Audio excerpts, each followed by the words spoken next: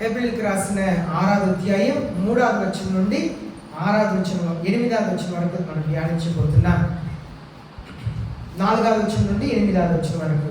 For in the case of those who have once been enlightened and have tasted the heavenly gift, have been made partakers of the Holy Spirit, and have tasted the good word of God and the power of the age to come, and then have fallen away, it is impossible to renew them again to repentance, since they again crucified to themselves the Son of God and put him to open shame. For ground that drinks the rain which often falls on it, and brings forth vegetation useful to those for whose sake it is also till receives a blessing from God. But it is yields thorn and thistles, it is worthless and close to being cursed, and its end up is being burned up. తెలుగులో చదువుదాం. హెబ్రీయులకు రాసిన 6వ అధ్యాయం 4 నుండి 8 వచనాలు చదువుతాం. 4వ వచనం నుండి 8వ వచనం. ఒకసారి వెలిగింపబడి పరలోక సంబంధమైన వరమును రుచి చూచి పరిశుద్ధాత్మలో పాలివారై దేవుని దివ్యవాక్యమును రాబో యుగ సంబంధమైన శక్తుల ప్రభావమును అనుభవించిన తరువాత తప్పిపోయిన వారు తమ విషయంలో దేవుని కుమారుని మరలా సిలువ వేయచు బాహాటముగా ఆయనను అవమానపరుచుతున్నారు కనుక మారు మనసు పొందినట్లు అట్టి వారిని మరలా నూతన పరచుట అసాధ్యము. ఎట్లనగా భూమి తన మీద తరచుగా కురి వర్షమును త్రాగి ఎవరి కొరకు వ్యవసాయం చేయబడినో వారికి అనుకూలమైన పైరులను ఫలించుచు దేవుని ఆశీర్వచనం పొందును. అయితే ముండ్ల తుప్పలను గచ్చ తీగలను దాని మీద పెరిగిన ఎడల అది పనికిరానిదని విసర్జింపబడి శాపం పొందదగినదగును, తుదకది కాల్చివేయబడును. చూడండి, ఇది దేవుని పిల్లల కొరకు రాయబడిన ఒక కార్యం. దేవుని పిల్లలు ఎలా ఉండాలి అని చెప్పి దేవుని వాక్యం సెలవిస్తుంది. ఇప్పుడు 4వ వచనంలో for the case of those who have once been enlightened, చదవండి, ఆ ఒక్క మాటను చదవండి. ఒకసారి వెలిగింపబడి అనగా యేసయ్యను విశ్వసించిన తర్వాత, యేసయ్య వాక్యములకు లోబడి బాప్తిసం పొందుకున్న తర్వాత, ఒకసారి ప్రభుబలలో పాలు పొందిన తర్వాత యేసే చెప్తున్నారు, పొలంలో దిగి దున్నుటకు నాగటి మీద చెయ్యి వేసిన తర్వాత వెనక తిరిగి చూసేవాడు పరలోక రాజ్యమునకు వారసుడు కానేరడు అని చెప్పి యేసే చెప్పారు. ఎందుకంటే ఒకసారి క్రైస్తవ జీవితంలో యేసయ్యను వెంబడిస్తానని చెప్పి యేసయ్యతో పాటు ఆ గాడిని మోయటం మొదలుపెట్టిన తర్వాత చివరి వరకు వెనక తిరిగి చూడకూడదు. ఎన్ని కష్టములు బాధలు వచ్చినా కూడా వెనక తిరిగి చూడకూడదు, ముందుకు వెళుతానే ఉండాలి. ఒక వ్యక్తి పొలంని కొన్నారంట, ఆ పొలం మధ్యలో ఒక బండ రాయి ఉందంట. దీనికి ముందున వాళ్ళు ఆ బండ చుట్టూ పండ వేస్తారంట. ఆ బండని తీయటానికి ప్రయత్నం చేయలేదంట. ఈయన ఆ పొలంని కొన్న తర్వాత ఆ పొలం చాలా తక్కువ ధరకు అమ్మబడిందంట. ఎందుకంటే మధ్యలో రాయి ఉంది, ఆ రాయిని తీయలేము చేయలేము. కానీ కొన్న వ్యక్తి అనుకున్నాడంట, నేను ఈ పొలంని ఇలా ఉంచను, ఎంత ఖర్చు అయినా ఈ బండ రాయిని నేను పగలగొట్టి నేను తీసివేసి దీన్ని అంతా పొలం పండే భూమిగా నేను మార్చుకుంటాను అని చెప్పి ఆ పొలంలో మధ్యలో ఉన్న రాయిని పగలగొట్టారంట. దాన్ని చాలా ఖర్చు పెట్టి ప్రయాసంతో ఆయన ఎందుకు ఆ పొలంని కొన్నారో దానికి సగం ఖర్చు అయిందంట. అంత ప్రయాసపడి ఆ రాయిని పగలగొట్టారంట. చివరిగా అంత ముక్కలుగా చేసి తీస్తున్నప్పుడు పూర్తిగా బండరాయిని తీసినప్పుడు లోన ఒక మట్టి కుండ ఉందంట, చిన్న మట్టి కుండ. దాన్ని తీసి చూస్తే అన్ని బంగారు నాణ్యాలు ఉన్నాయంట.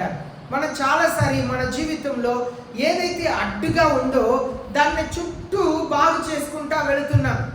అడ్డుగా ఉన్న దాన్ని తీసివేస్తే మనకు గొప్ప ఆశీర్వాదం వచ్చిందని తెలియదు. ఆ బండరాయి పొలం మధ్యలో ఉందని చెప్పి ఆయన ఆ బండరాయిని తీయటానికి ఇష్టం లేక దాన్ని చుట్టూ దున్నుతా, ఆ చుట్టూ పండ వేస్తా, దాన్ని ఇంకా పండ వేయటకు కష్టపడి తక్కువ ధరకు అమ్మేస్తారంట. కానీ కొన్న వ్యక్తి ఎందుకు ఆ పొలంని కొన్నారో దాంట్లో సగం ఖర్చును పెట్టి ఆ బండరాయిని నేను ఎలాగైనా తీసేసి ఇక్కడ దున్నుతాను నిర్ణయించుకున్నారంట. గొప్ప ధనంని కనిపెట్టారంట. మనం ఒక్కసారి వెలిగించబడ్డాం, యేసయ్య మనల్ని వెలిగించారు. ఈనాడు ఎంతో మందికి సువార్త అందించబడుతుంది, ఎన్నో రీతిలో సువార్త అందించబడుతుంది. యంత్ర శబ్దం ద్వారా పాటలు, మంచి పాటలు వింటున్నారు. పాటలు విని యేసయ్యకు తమ జీవితాన్ని సమర్పించుకున్న వాళ్ళు ఎందరో ఉన్నారు. పాటను విని, మంచి పాటలను విని యేసయ్యకు జీవితాన్ని సమర్పించుకున్న వాళ్ళు ఉన్నారు. ఎంతో మంచి వాక్యంని, ప్రేమ కలిగిన దేవుని ప్రేమ కలిగిన వాక్యం విని యేసయ్యను స్వీకరించిన వాళ్ళు ఉన్నారు. కానీ ఎన్నో వాక్యం విని కూడా యేసయ్యకు తమ జీవితంను సమర్పించుకొని కొందరు బాప్తిసం పొంది కూడా మరలా వాళ్ళు విగ్రహారాధనకు తిరిగి వెళ్ళిన వాళ్ళు కూడా ఉన్నారు. ఒకసారి ఆత్మీయ జీవితంలో వెలిగించబడిన తర్వాత వెనక్కి తిరిగిపోవటం అది మంచి పద్ధతి కాదు.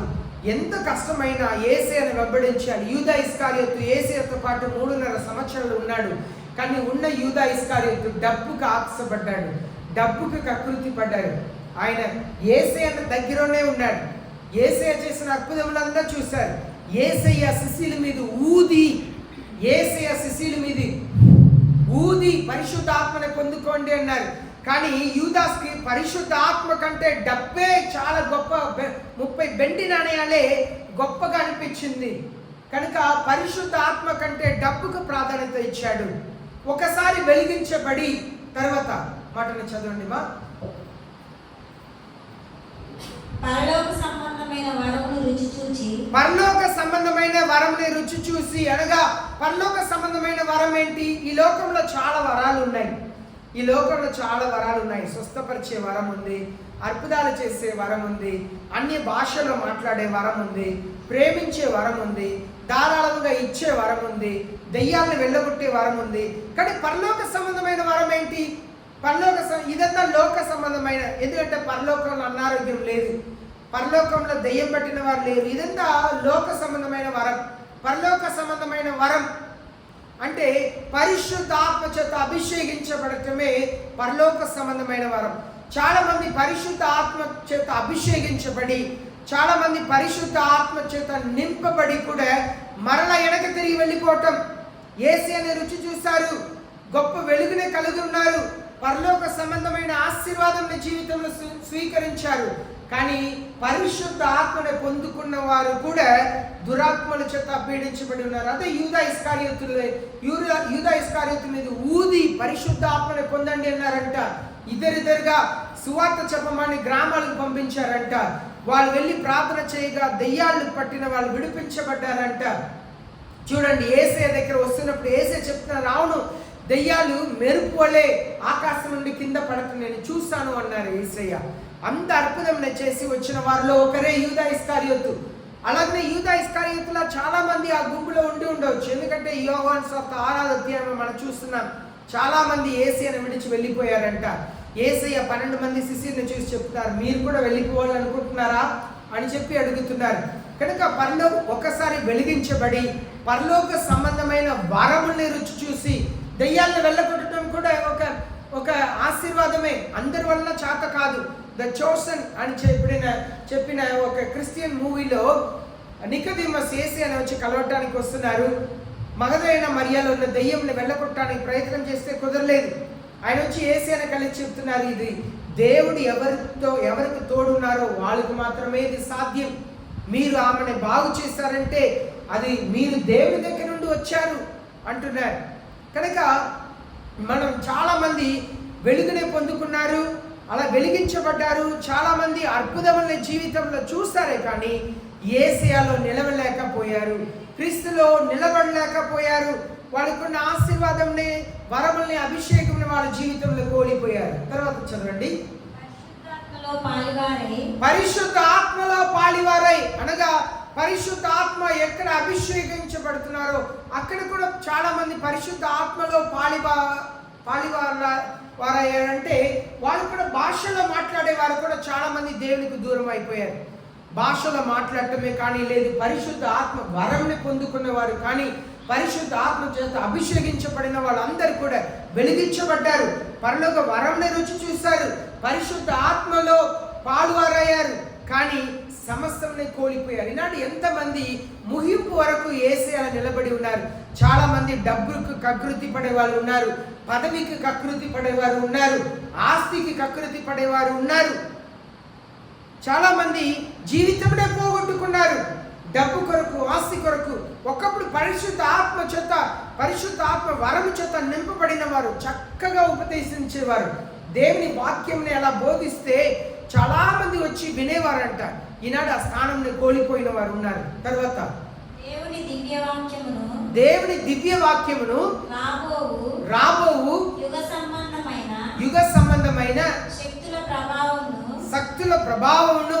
ఆగండి, ఇప్పుడు దేవుని దివ్య వాక్యం, దేవుని దివ్య వాక్యం అంటే వాక్యం మనల్ని స్వస్థపరుస్తుంది, వాక్యం మనల్ని రక్షిస్తుంది, వాక్యం మనల్ని విడిపిస్తుంది. వాక్యం శుద్ధికి సమానమైనదని మనం చదువుతున్నాం యెరెమీయా పత్రికలో. అది బండలాంటి హృదయంని పగల కొడుతుందంట దేవుని వాక్యం. దేవుని వాక్యం అద్దం లాంటిదంట. మన వాక్యం చదువుతున్నప్పుడు మనలో ఉన్న చీకటిని అది చూపిస్తుంది. ఈ లోకంలో ఉన్న అద్దం మనల్ని పై స్వరూపంని మాత్రమే చూపిస్తుంది, కానీ ఈ వాక్యం అనే అద్దం మన హృదయంలో ఉన్న చీకటిని బయట చూపిస్తుంది. ఇది ఒక సుత్తి లాంటిది. సుత్తితో ఒక రాయిని కొడతా ఉంటే అది కదులుతుంది. ఎంత పెద్ద బండరాయిని కొడతా ఉంటే అది చిన్నగా కదలటం మొదలవుతుంది. వాక్యం దానికి సూచన. తర్వాత రాబోయు యుగ సంబంధమైన, అనగా రాబోయే యుగ సంబంధమైన అంటే ఇంకా ఒక యుగం ఉంది, అది వస్తుంది. అది ఏంటంటే యేసయ్య రాబోతున్నారు. చాలా చివరి సమయంలో జీవిస్తున్నాం. ఎవరికి వాళ్ళు ఇష్టం వచ్చినట్లు జీవిస్తున్నారు. బైబిల్ చెప్తుంది ఇలాగే జీవించాలి, క్రైస్తవులు ఇలాగే బ్రతకాలి అని బైబిల్ చెప్పినా కూడా ఎవరికి ఇష్టం వచ్చినట్లుగా వాళ్ళు జీవిస్తున్నారు. ఇంకా ఒక యుగం రాబోతుంది త్వరగా. ఆ యుగంలో, ఈ యుగంలో సరిగా పాస్ అయితేనే, మంచిగా జీవిస్తేనే ఇంకా ఒక యుగంలో మనం జీవించగలుగుతాం. కనుక రాబోయే యుగంలో చదవండి, శక్తుల ప్రభావమును అనుభవించిన తర్వాత చూడండి, ఇంకా ఒక యుగం వస్తుంది. అక్కడ శక్తిని మనం అనుభవించాలంట. ఆ శక్తి ఎలా ఉంటుందంటే యేసయ్య సింహాసనం చుట్టూ మాత్రమే ఉంటది. ఆ శక్తి ఎలా ఉండిద్దంటే నరకంలో ఉన్న వారు చూసి ఒక్క చుక్క మంచి నీళ్ళు కొరకు బ్రతిమలాడతారంట. ఒక గొప్ప వాక్యం. అబ్రహాముతో, ఇస్సాకుతో, యాకోబుతో, పెద్ద దేవుని పిల్లలతో మనం ఉండబోతున్నాం. ఆ శక్తి ప్రభావం చాలా ఉన్నతంగా ఉండబోతుంది. ఈ లోకంలో కొంచెం శక్తి ఉంటే, కొంచెం డబ్బు ఉంటే, కొంచెం మనసులు ఉంటే, కొంచెం అధికారులు తెలిసి ఉంటేనే మనం గొప్ప వాళ్ళుగా అనుకుంటున్నాం. కానీ రాబోయే యుగ శక్తి ఎలా ఉంటుందంటే పరిశుద్ధ ఆత్మ దేవుడు ఎల్లప్పుడూ మనతో ఉంటారు. మనం దేవుని సింహాసనంలో కూర్చుంటుటకు దేవుడు మనకు అవకాశం ఇస్తారని ప్రకటన గ్రంథంలో మనం నేర్చుకున్నాం. గొప్ప ఆశీర్వాదకరమైన జీవితం జీవించుటకే క్రైస్తవులుగా మిమ్మల్ని నన్ను యేసయ్య పిలుచుకున్నారు. కానీ చాలాసారి మనం వచ్చే యుగంలో ఉన్న శక్తిని మనం మర్చిపోతున్నాం. ఇప్పుడున్న సమస్యను చూసుకొని, ఇప్పుడున్న అవసరతలను చూసుకొని మనం కృంగిపోతున్నాం. యేసయ్య చెప్తున్నారు, వచ్చి నా కాడిని నాతో పాటు మోయండి. నేను తగ్గింపు కలిగిన వాడిని, నేను దీన మనసు కలిగిన వాడిని, నాతో పాటు రండి, మన ఇద్దరు కాడిని కలిసి మోస్తామంటున్నారు. క్రైస్తవ జీవితం చాలా కష్టకరమైన జీవితం. లోకస్తుల్లా మనం జీవించలేము, లోకస్తుల్లా మనం ఆలోచన చేయలేము. మనం యేసయ్య అలా జీవించుటకు పిలువబడ్డాం, యేసయ్య అలా మారుటకు పిలువబడ్డాం. యేసయ్య చెప్తున్నారు, నా కాడిని మోయండి. నేను మిమ్మల్ని బెదిరించేవాడిని కాదు. మన మనసుల్ని బెదిరించుటకు ప్రయాసపడతాం, మనసుల్ని అదుపు చేయడానికి ప్రయాసపడతాం. యేసయ్య చెప్తున్నారు, నేను దీన హృదయం కలిగిన వాడిని, నేను తగ్గింపు హృదయం కలిగిన వాడిని. మత్తయి రాసిన 11వ అధ్యాయం 25-26 వచనం నుండి నేను మాట్లాడుతున్నాను. యేసయ్య చెప్తారు, రండి నా కాడిని మీరు మోసుకోండి, నేను తగ్గింపు కలిగిన వాడిని, మిమ్మల్ని బెదిరించును. అదే చెప్తుంటారు. ఎద్దు చాలా కాలంగా పొలంలో వాడబడుతున్న ఎద్దుకి కొత్త ఎద్దుని అక్కడ వచ్చి దాంట్లో పెడితే అది లోబడదంట.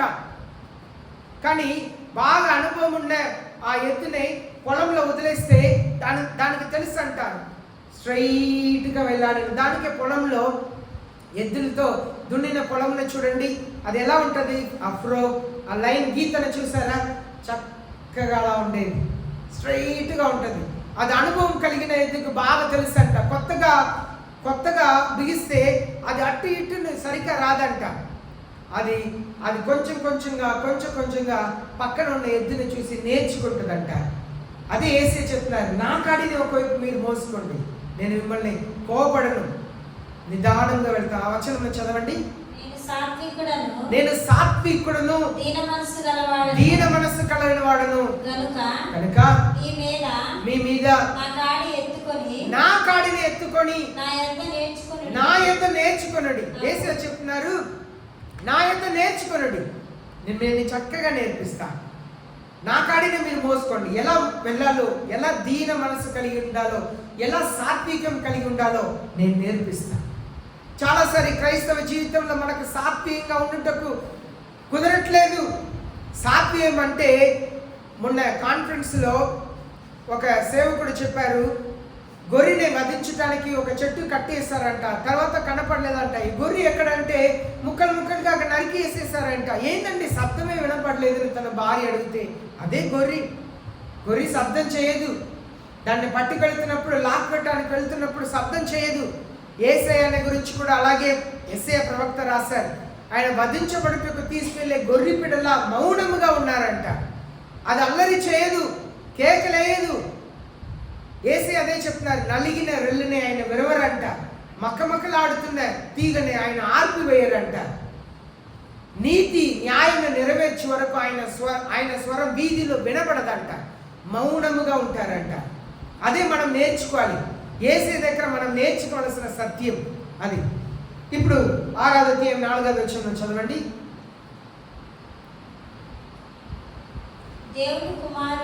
దేవుని కుమారుని మరలా సిలువ వేయచ్చు. మనం ఏం చేస్తున్నామంటే దేవుని కుమారుని మరలా సిలువ వేస్తున్నాం.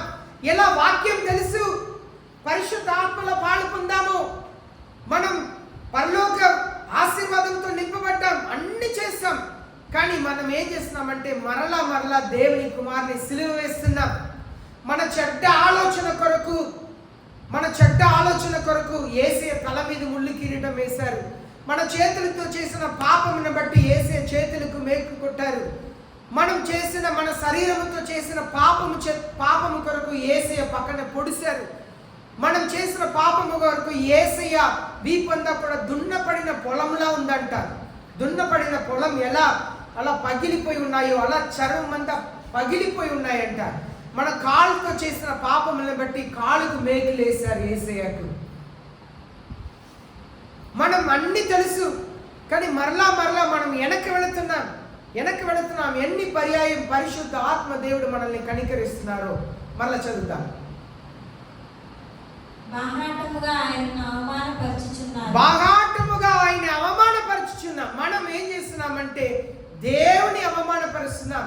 దేవుని పిల్లలు బాహాటంగా ఈనాడు క్రైస్తవుల్ని పిలువబడిన వారు మనం మరలా దేవుని నామమునకు అవమానం తెచ్చే రీతిలో మనమే చేస్తున్నాం. దేవునికి అవమానం దేవుని పిల్లల ద్వారానే కలుగుతుంది. ఎవరు? ఒకసారి వెలిగించబడిన వారు, పరలోక వరముని స్వీకరించిన వాళ్ళు, పరిశుద్ధ ఆత్మచేత నింపబడిన వాళ్ళు, వాక్యం ఎరిగిన వారు, ఆశీర్వాదం కలిగిన వాళ్ళు, యేసయ్యతో పాటు కాడిని మోసిన వాళ్ళు మరలా బాహాటముగా దేవుని కుమారుని సిలువ వేస్తున్నామంట. మనం ప్రతిసారి పాపం చేసేటప్పుడు సిలువ వేయబడుతున్నాం. The passion of the Christ అనే మూవీలో చూస్తే ఆ కొరడతో వాళ్ళు కొట్టుతున్నప్పుడు ఆ దెబ్బ ఇక్కడ తగిలి ఒక కళ్ళంతా కూడా వాసిపోయి అలా మూసుకున్నట్లుగా ఉంటుంది. మన మోహపు చూపు, మన గర్వపు చూపు, మన చిన్న చూపు, మన విసపు చూపు, వీటన్నిటి కొరకు యేసయ్య అన్ని రీతిలో గాయపరచబడ్డారు. మనం మరలా యేసయ్యని గాయపరిచే క్రైస్తవులుగా ఉంటున్నామంట. మరలా చదువుతాం. కనుక మారు మనసు పొందినట్లు అట్టి వారిని మరలా నూతన పరచడం అసాధ్యం. నిజంగా చాలా మందిని మరలా నూతన పరచాలంటే దేవుడే దిగి వస్తే కనికరిస్తేనే. కొన్నిసారి ఎలా అనిపిస్తుంది అంటే అసాధ్యం, వీళ్ళు యేసయ్యని వెంబడించడం అసాధ్యం, యేసయ్య పిల్లలుగా మారటం అసాధ్యం అని అనుకుంటాం. అది పరలోకపు తండ్రి కనికరిస్తేనే కుదిరిద్ది. పరలోకపు తండ్రి కనికరిస్తేనే కుదిరిద్ది. యూదా ఇస్కారియోతు మరలా మారు మనసు పొందారా? పొందలేకపోయారు. పేతురుకు దొరికిన కృప ఆయనకు దొరకకపోయింది. చాలామంది చాలాసారి దేవుని ఆశీర్వాదంని మనం కోల్పోతున్నాం. దేవుని సన్నిధిలో అడగాలి, అయ్యా నేను మిమ్మల్ని బాహాటంగా అవమానపరచుటకు వీల్లేదు, మిమ్మల్ని నేను సిలువ వేయకూడదు ప్రభువా. అలాంటి ప్రజలు మరలా మారు మనసు పొందటం కష్టం అంట. మనల్ని మనం తగ్గించుకోవాలి. యేసయ్య నన్ను విడిచిపెట్టవద్దు, నన్ను ఏ స్థితిలో కూడా నన్ను విడిచిపెట్టవద్దు. యేసయ్య ప్రేమ ఎలా ఉంటుందో తెలుసా? ఒక వ్యక్తి 38 సంవత్సరాలు ఒకే చోట్ల పడి ఉన్నాడంట. యేసయ్య వెళ్ళి ఆయన స్వస్థపరిచారు. ఆయన బాగు చేసిన తర్వాత ఆయనని దేవాలయంలో వెతికి ఇలాగ చెప్తున్నారు, మరి ఎక్కువ కీడు జరగకుండా ఇంకా పాపం చేయొద్దు, మరి ఎక్కువ కీడు జరగకుండా పాపం చేయొద్దు అంటున్నారు. కొంతమందిని యేసయ్య వెతికి వస్తున్నారు, కొంతమందిని వాళ్ళ మీద ప్రేమ ఉండటం వలన యేసయ్య వెతికి వస్తున్నారు. ద చోసన్ అనే మూవీలో యేసయ్య సమరయ స్త్రీతో మాట్లాడుతుంటారు. అప్పుడు యేసయ్య చెప్తున్నారు, ఈ మధ్యాహ్న సమయంలో నిన్ను వచ్చి కలవటం నేను యథేచ్ఛగా వచ్చానని అనుకుంటున్నావా? నేను నిన్ను చూడటానికే వచ్చాను. నేను ఈ లోకంలో ఎవరికి కూడా నన్ను నేను రక్షకుడు నేను బయలుపరచుకోలేదు, కానీ నీ యొక్క రక్షకుడుగా నేను బయలుపరచుకుంటున్నాను. ఈ లోక రక్షకుడు నేనే, నేను నిన్ను కలవాలని నేను వచ్చాను. ఆ మాట చాలా బాగుండిద్ది. నిన్ను కలవాలని నేను వచ్చాను. యేసయ్య కొందరిని కలవాలని వెతికి వస్తున్నారు. ఆ మాట నాకు చాలా ఆశ్చర్యంగా ఉండిద్ది. 38 సంవత్సరాలుగా పడి ఉన్న వ్యక్తి ఇప్పుడు 38 సంవత్సరాలుగా ఒకవేళ ఈ లోక సుఖంని అనుభవించలేకపోయి ఉండవచ్చు. ఇప్పుడు లోక సుఖంని అనుభవిస్తూ ఉన్న వ్యక్తిని యేసయ్య దేవాలయంలో చూసి మరి ఎక్కువ కీడు జరగకుండా జాగ్రత్త పడు, మరి ఎక్కువ కీడు జరగకుండా జాగ్రత్త పడు అంటున్నారు. కొందరినే యేసయ్య వెతికి వస్తున్నారండి, కొందరిని మాత్రమే యేసయ్య వెతికి వస్తున్నారు. ఎంత ఆశ్చర్యం! అక్కడ పెదస్తా కోనేరు దగ్గర చాలా మంది ఉంటారంట స్వస్థత కావాలని.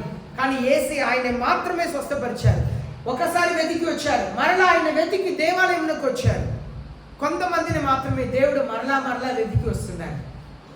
ఎందుకంటే మీ పట్ల ఉన్న ప్రేమ, ఆ వ్యక్తి పట్ల ఉన్న ప్రేమ, మీ మీద ఉన్న ప్రేమ, నా మీద ఉన్న ప్రేమను బట్టి ఆయన విడిచి వెళ్ళటకు ఇష్టం లేదు. మరలా తిరిగి వస్తున్నారు. ఏదైనా అవకాశం ఉంటుందా? అవకాశం ఉంటుందా? ఇప్పుడు చదవండి. ఎట్లనగా భూమి తన మీద తరచుగా కురియు వర్షముని తాగి ఎవరి కొరకు వ్యవసాయం చేయబడునో వారికి అనుకూలమైన పైరులను ఫలించుచు దేవుని ఆశీర్వచనం పొందును. ఇదే యెషయా రాసిన 55వ అధ్యాయంలో మనం చూస్తున్నాం. చూడండి, దేవుడు వాక్యం అనే వర్షంని పంపిస్తున్నారంట. అది నేల మీద పడిన తర్వాత ఆ నేలని నీళ్ళని తీసుకొని అది ఫలింప చేస్తుందంట. యెషయా రాసిన 55వ అధ్యాయం 10వ వచనం 11వ వచనం చదవండి. వర్షమును హిమమును ఆకాశం నుండి వచ్చి అక్కడికి ఎలాగు మరలక భూమిని తడిపి విత్తువానికి విత్తనమును భుజించువానికి ఆహారము కలుగుటకై అది చిగురించి వర్ధిల్లినట్లు చేయును. అలాగే నా నోటి నుండి వచ్చే వచనములు ఉండును, నిష్ఫలముగా నా యొద్దకు మరలక అది నాకు అనుకూలమైన దాన్ని నెరవేర్చును. నేను పంపిన కార్యములు సఫలము చేయను. ఇక్కడ యేసయ్య చెప్తున్నారు. హెబ్రీ పత్రిక 6వ అధ్యాయం 7వ వచనంలో అదే మనం చూస్తున్నాం. ఏమని? వాక్యం విత్తబడుతున్నది మీ హృదయంలో, నా హృదయంలో విత్తబడుతున్నది. మనం ఫలించాలని, ఆత్మీయ జీవితంలో ఫలించాలి, మన జీవితం మారాలని యేసయ్య చూస్తున్నారు. మన జీవితంలో మంచి క్రైస్తవులుగా మారాలి. ముందు హృదయంలో మార్పు రావాలి, కళ్ళులో మార్పు రావాలి, నాలుకలో మార్పు రావాలి, చెవులో మార్పు రావాలి, హృదయంలో మార్పు రావాలి, మెదడులో మార్పు రావాలి. మన శరీరంలో మార్పు రావాలి. క్రైస్తవులకు మార్పు చర్చిలో రావాలంటే, ముందు ఇంట్లో రావాలంటే వ్యక్తిగత శరీరంలో రావాలి. కళ్ళ మార్పు రావాలి. ఎలా మారాలి? వ్యభిచారం చేయటమే పాపం కాదు, విసపు మోహపు చూపు చూడటమే పాపం అన్నారు యేసయ్య. ముందు కళ్ళులో మార్పు రావాలి, నాలుకలో మార్పు రావాలి, పెదవులో మార్పు రావాలి, మన చెవులో మార్పు రావాలి, ఏం వింటున్నామన్నది మార్పు రావాలి, మెదడులో మార్పు రావాలి, ఆలోచనది పరిశుద్ధంగా ఉండాలి, హృదయ ధ్యానం పరిశుద్ధంగా ఉండాలి. అప్పుడే మనం మార్పుని చూడగలుగుతాం. యేసయ్య వాక్యం మనలో మార్పుని కలగ చేయటకే యేసయ్య మాట్లాడుతున్నారు. యేసయ్య చాలా విషయాన్ని పదే పదే మాట్లాడారు. పౌలు అపోస్తలుడు కూడా చెప్తున్నారు, I don't feel irksome to repeat it again. నేను మరలా ఈ విషయం చెప్పటం నేను సంకోచంగా అనుకోవట్లేదు. ఎందుకంటే మీరు మారే వరకు అదే నేను చెప్పేదే చెప్తుంటాను. మీలో ఒక మార్పుని చూసే వరకు నేను చెప్పే విషయంలో మరలా చెప్తుంటాను అంటున్నారు పౌలు అపోస్తలుడు. యేసయ్య ఆశంగా కూడా వాక్యం మన హృదయంలో పడాలి, మనం ఫలించాలి, యేసయ్యని ప్రేమించాలి. అదే ఇక్కడ రాయబడి ఉంది కదా, ముందు దేవుని హృదయపూర్వకంగా ప్రేమించాలంట. పూర్ణ మనసుతో, పూర్ణ హృదయంతో, పూర్ణ బలముతో, పూర్ణ శక్తితో ప్రేమించాలి. ఈ లోకంలో చూడండి, బెంగళూరు నుండి హైదరాబాద్కి వస్తున్న బస్సు మొన్నటి దినం కాలిపోయింది కదా. 19 మంది కాలిపోయి చనిపోయారు. వాళ్ళకి DNA టెస్ట్ చేసి కాలిపోయిన శరీరంని ఇంటికి అప్పగించడానికి కూడా 3 రోజులు పట్టిద్ది అంటున్నారు. వాళ్ళు బంగారం వేసుకొని ఉంటారు, అవునా? బంగారం వేసుకొని ఉంటారు, చేతిలో ఉంగరం వేసుకొని ఉంటారు, చేతికి బ్యాంగిల్స్ వేసుకొని ఉంటారు, మంచి వస్త్రాలు బ్యాగ్లో ఉండి. ఏదైనా మిగిలిందా అండి? వాళ్ళ ఇంటి తాళం తీసుకొని ఊరికి వెళ్ళి ఉంటారు. మళ్ళీ ఇంటి తాళం, ఇంట్లో ఎన్నో విలువ కలిగిన వస్తువులు ఉంటుంది, పొలం కని ఉంటారు, LICలో డబ్బు పోగు చేసి ఉంటారు. ఏదైనా మిగిలిందా వాళ్ళకి? ఏం మిగిలిలేదు. ఇలా ఎన్నో చోట్ల జరుగుతున్నాయి. ఒక 2 వారాల క్రితం మనం చూసాం, ఎక్కడో నార్త్ ఇండియా ప్రాంతంలో 20,000 మంది గ్రామంలో చనిపోయారని. కొండ నుండి వచ్చిన మట్టి అంతా కూడా ఇల్లుని బూడిసేసిందని గుర్తుందా?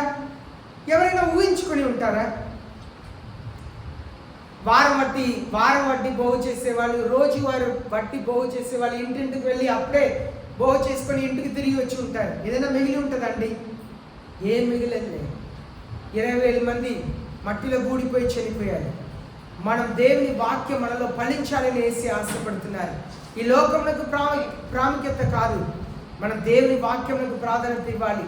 క్రీస్తులో ఎదగాలి, పరిశుద్ధ ఆత్మ దేవుని పట్టుకోవాలి, దేవుని సన్నిధిలో మోకరించి ప్రార్థన చేయాలి. నాకు అప్పుడప్పుడు ప్రార్థన చేయాలనిపిస్తే వెంటనే మోకరించి ప్రార్థన చేస్తాను. చిన్న ప్రార్థన అయినా మోకరించి చేసి దగ్గర చిన్న ప్రార్థన చేసి లెగవాలి. మోకరిస్తే నేను 30 గంట చేయాలి, పావు గంట, 10 నిమిషాలే చేయాలి లేదు. యేసయ్యతో మనం ఎలా శ్వాసిస్తూ ఉన్నాం? ఈ ఊపిరి ఆగిపోతే ప్రాణం ఉంటుందా? లేదు. అలాగే ప్రార్థన చేస్తూ ఉండాలి. అప్పుడప్పుడు మోకరించాలి. ఒక 2 నిమిషాలు, 3 నిమిషాలు చిన్న ఒక ప్రార్థన చేస్తూ ఉండాలి. ఏలియా ఎంతసేపు ప్రార్థన చేశారండి? కొండ మీది ఆయన ఎవరు దేవుడు అగ్ని ద్వారా జవాబిస్తారో వాళ్ళే నిజమైన దేవుడిని, పైన దేవతకు పూజ చేసే వాళ్ళందరూ ప్రయత్నం చేస్తుంటే చిన్న ప్రార్థన చేశాడు కదా. మీరు దేవుడని, నేను మీ సేవకుడిని, వీళ్ళందరూ తెలుసుకోవాలని ప్రార్థన చేశారు. వెంటనే అగ్ని పడింది, వెంటనే అన్నిటినీ కాల్ చేసేసింది.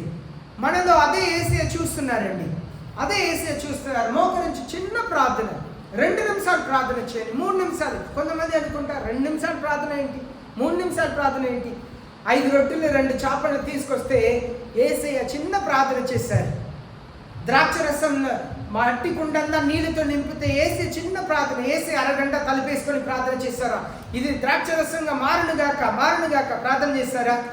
5 రొట్టె 2 చేపలు తీసుకొని అందరు పక్కకి వెళ్ళండి, నేను ప్రార్థన చేస్తాను, 5 నిమిషాలు ప్రార్థన చేస్తాను, 10 నిమిషాలు నాకు కావాలి, అద్భుతం చేశారా? లేదు. సమాధిలో ఉంచబడిన లాజరు సమాధి ముందు వచ్చి నిలబడి ఎంతసేపు ప్రార్థన చేశారు? పరలోకపు తండ్రి, నా మాటని మీరు వింటున్నారు. చిన్న ప్రార్థన. లాజరు బయటకు రా అంటే వచ్చాడు. చిన్న ప్రార్థనని కూడా యేసే గౌరవిస్తాం. ఒక 2 నిమిషాలు మోకరించండి, ప్రార్థన చేయండి. ఒక 3 నిమిషాలు మోకరించండి, ప్రార్థన చేయండి. 5 నిమిషాలు మోకరించండి, ప్రార్థన చేయండి. ప్రార్థనకు ప్రాధాన్యత ఇవ్వాలి. దేవుని వాక్యం, పరిశుద్ధ ఆత్మ దేవుడి అంత్య దినంలో మనతో మాట్లాడటం కారణం మనం యేసే అలా మారాలి. పని చేసే చోట్ల యేసే అలా ఉండాలి. మొన్న ఇక్కడ మీటింగ్ జరిగింది, ఒక పాస్టర్ గారికి పాట పాడటానికి అవకాశం ఇచ్చారు. ఆ పాట నేను ఆ పాస్టర్ గారిని కలవాలని ఎంత ఆశపడ్డానో కుదరలేకపోయింది. ఏమని పాడాలి తెలుసా? నిన్ను చూసేవారు నువ్వు యేసయ్యలా ఉన్నారని చెప్తారా? నువ్వు ఎవరిని చూస్తావో నువ్వు చెప్పగలుగుతాయ్యా, మీరు యేసయ్యలా మాట్లాడుతున్నారు, మీరు యేసయ్యలా చూస్తున్నారు, మీ ప్రవక్తన యేసయ్యలా ఉన్నారు. మీరు అనుకుంటారా యేసయ్య వెళ్ళే చోట్లంతా నువ్వు చేసేది ఏం బాగాలే, డిస్కరేజ్ చేస్తూ ఉంటారని అనుకుంటున్నారా? చూసే వాళ్ళందరినీ నిరుత్సాహపరుస్తూ ఉంటారని అనుకుంటారా? యేసయ్య అలా చెప్తుంటారా? యేసయ్య అందరినీ ఎంకరేజ్ చేసే దేవుడు, బలపరిచే దేవుడు. ఆ పాటని ఎంత అర్థమైన, నిన్ను చూసే వాళ్ళు యేసయ్యలా ఉన్నారని చెప్పగలుగుతారా? మీరు యేసయ్యలా ఉన్నారు. మనం వెంటనే చిన్న చిన్న పొరపాటు చేస్తే వెంటనే యేసయ్య దగ్గర క్షమాపణ అడగాలి, వెంటనే యేసయ్య దగ్గర క్షమాపణ అడగాలి. దానికి మనం వాక్యంని మరలా వింటున్నాం. ఆ 7వ వచనం మరలా చదవండి. 7వ వచనం. ఎట్లనగా భూమి తన మీద తరచుగా కురియు వర్షమును త్రాగి ఎవరి కొరకు వ్యవసాయం చేయబడునో వారికి అనుకూలమైన పైరులను ఫలించుచు దేవుని ఆశీర్వచనం పొందును. చూడండి, అనుకూలమైన పైరుని ఫలించుద్దంట. ఆ పత్తి విత్తితే పత్తి వచ్చింది, మిరకాయలు విత్తి మిరకాయలు వచ్చింది కదా. ఏది విత్తుతామో అది వచ్చిందంట. విత్తే వాళ్ళకి మనం ఏ విషయమే వాక్యంలో వింటున్నాం, అనగా ఏ విషయమే వాక్యంలో వింటున్నాం, ఎందుకొరకు స్వీకరిస్తున్నాం.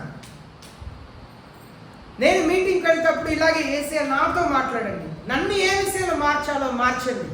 మనం ఎలాంటి మనసుతో వాక్యాన్ని వింటామో అప్పుడే దేవుని వాక్యం మీ హృదయంలో వెత్తబడిన తర్వాత అలాంటి ములుస్తాయి. యేసయ్య నన్ను పరిశుద్ధునిగా చేయండి, నన్ను ప్రేమ కలిగిన వ్యక్తిగా చేయండి, నన్ను దయ కలిగిన వ్యక్తిగా చేయండి, కనికరం కలిగిన వ్యక్తిగా చేయండి, జాలి చూపించే వ్యక్తిగా చేయండి, ఇచ్చే వ్యక్తిగా చేయండి, నేను ఇద్దరిని ధైర్యపరిచే వ్యక్తిగా చేయండి. ఎలాంటి విత్తనంలో విత్తుతున్నామనేది ప్రాముఖ్యం. వర్షం దేవునిది, వాక్యం దేవునిది, కానీ విత్తేది మీ చేతిలో ఉంది. విత్తేది మీ చేతిలో ఉంది. ఒకరేమో పత్తి విత్తుతారు, ఇంకా ఒకరేమో మిరపకాయలు విత్తుతారు. విత్తేది మీ చేతిలో ఉంది. వాక్యం ఎలా వింటున్నారన్నది మీ చేతిలో ఉంది. వర్షం కుమ్మరించేది దేవుని చేతిలో, వాక్యం మాట్లాడేది పరిశుద్ధాత్మ దేవునిది. కానీ విత్తేది మారు మనసు ఏ విషయంలో పొందాలి, నాకు తగ్గింపు కావాలి, నాకు విధేయత కావాలి, ఏ విషయమే వాక్యం వింటున్నామో అలాగే మొలుస్తాయంట. ఇప్పుడు 8వ వచనం చదువుదాం. అయితే ముళ్ళ తుప్పలను కంచె తీగలను దాని మీద పెరిగిన ఎడల అది పనికిరానిదని విసర్జింపబడి శాపం పొందతగినదవును. చూడండి, కొందరు వాక్యాన్ని వింటున్నారు, కొందరు వాక్యాన్ని వింటున్నారు, కానీ వాక్యం విని వాక్యం లోన వెళ్ళి మనం పండించడానికి ఇష్టపడకుండా అలాగే వదిలేస్తున్నాం. వాక్యం వెళ్ళి వాక్యం ఎలా అవుతుందంట, కంచె తీగలను ముళ్ళ కుప్పలుగా పెరిగిపోతుందంట. హృదయంలో అన్ని చెడ్డది. వాక్యం దేవుని దగ్గరే వింటున్నాం, వినే వాక్యం దేవునిదే, కానీ అది లోన వెళ్ళి కంచె తీగలను ముళ్ళ కుప్పలను పెరిగచేస్తుందంట. ఎలాంటి మనసుతో వాక్యం వింటున్నామన్నది ప్రాముఖ్యం. పరిశుద్ధ ఆత్మ దేవుడు వాక్యంని మాట్లాడతారు, కానీ నువ్వు ఎలాంటి మనసుతో వింటున్నావు, ఎలాంటి మనసుతో నువ్వు వింటున్నావు అనేది ప్రాముఖ్యం. ఒకవేళ ఏ ఉద్దేశం లేదు, ఊరికనే వచ్చి కూర్చొని వింటున్నాను అన్న ఒక పాస్టర్ గారు ఇలాగ చెప్తున్నారు, ఒక సేవకుడు వాక్యం అందిస్తున్నప్పుడు పరిశుద్ధ ఆత్మదేవుడు నీతో వ్యక్తిగతంగా ఏదో ఒక 5 నిమిషాలైనా మాట్లాడతారంట.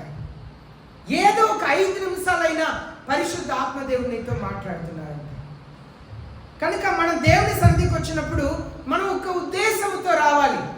పొలంలో పండించే రైతులు ఎవరు కూడా ఉద్దేశమే లేక ఏ విత్తాలను ఉద్దేశమే లేకుండా విత్తనాలు విత్తడానికి ప్రయత్నం చేస్తారా? పొలంని బాగు చేస్తారా? లేదు, నేను ఈ పొలంని బాగు చేసిన తర్వాత నేను ఈ పంట విత్తుతాను. అలాగే దేవుని సన్నిధికి వచ్చినప్పుడు వాక్యం వింటప్పుడు నేను ఈ విషయంలో మారాలి, ఈ విషయంలో నేను ఇలా జీవించాలి అని మనల్ని మనం మార్చుకోవటానికి ప్రయత్నం చేయకపోతే మనలో ఏమొచ్చిందంట? ముళ్ళ తుప్పలు కచ్చ తీగలు, ముళ్ళ తుప్పలు కచ్చ తీగలు వస్తాయంట. అది కాల్చుటకును విసర్జించబడుటకును ఉపయోగం లేకుండా కాల్చివేయబట్టడానికే ఉపయోగం. చాలామంది కట్టెల పొయ్యి కొరకు అలా తిరుగుతుంటారు, ఎక్కడైనా దొరుకుతాయండి. ముళ్ళు కమ్మలు ఉంటే దాన్ని నరికి పారేసి ఎండిన తర్వాత తీసుకెళ్తుంటారు. ఎందుకు? అది మంచి ఫలం ఇవ్వటానికి కాదు, వేడి నీళ్ళు చేయటానికి ఉపయోగం. మన జీవితంలో కూడా మనం దేవునికి ఇష్టకరమైన జీవితంలో జీవించడానికి ప్రయాసపడాలి. అదే హెబ్రీ పత్రిక 4వ వచనం నుండి 8వ వచనం వరకు మనం చదువుతున్నాం. మీరు ఎలా ఫలిస్తున్నారు? మీ ఇంట్లో ఎలా ఫలిస్తున్నారు? చర్చిలో, సంఘంలో ఎలా ఫలిస్తున్నారు? సమాజంలో ఎలా ఫలిస్తున్నారు అనేది మనల్ని మనం పరిశోధన చేసుకోవాలి. 2 నిమిషాలు మోకరిస్తాం, ప్రార్థన చేస్తాం. ప్రియమైన దేవుని జనమా, మనం తరచుగా